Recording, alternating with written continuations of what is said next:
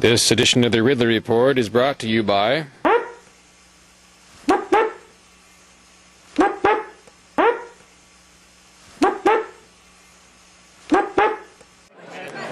Dr. Paul arrived here, I think, maybe about an hour ago. Hello, this is Ron Paul with your weekly update for January 31st.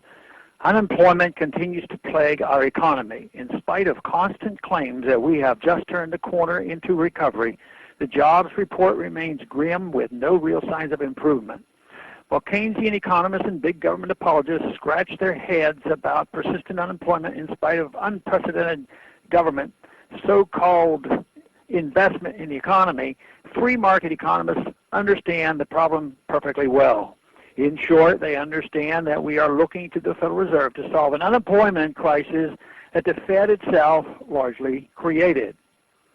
For example, the Fed is supposed to maintain full employment at half of its dual mandate, but the Fed simply has the wrong tools to do this. In fact, its credit expansion and manipulation of interest rates cause harm when they are applied to help the economy.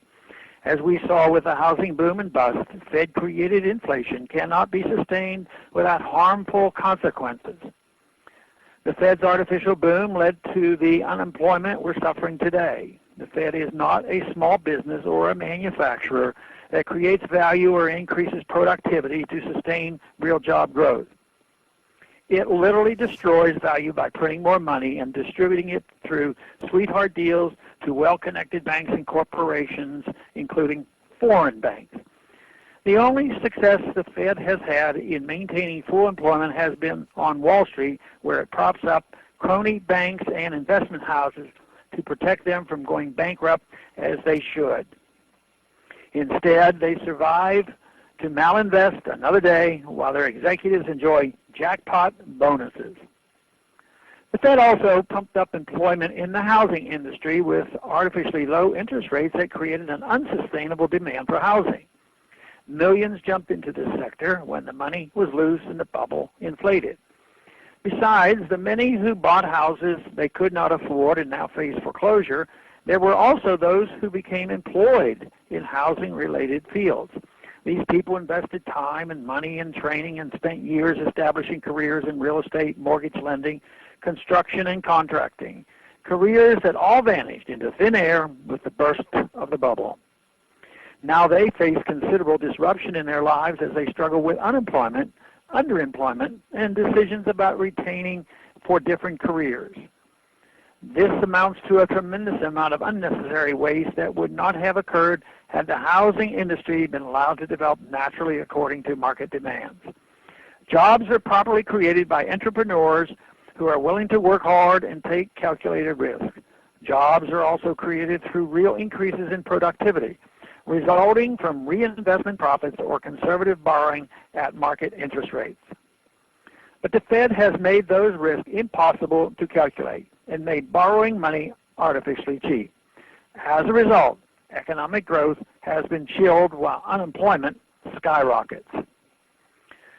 Until those in power understand the harm they do with central economic planning, we will continue to slide backwards and lose jobs. The Fed needs to stay out of the job-creating business altogether, and the federal government needs to focus on its constitutional duties. Just when we need government to back off, we hear about more government intervention in the economy in the form of more spending, only they call it investment. It is more properly called malinvestment, and the resources that are funneled into industries by government policies will only hurt employment more in the long run.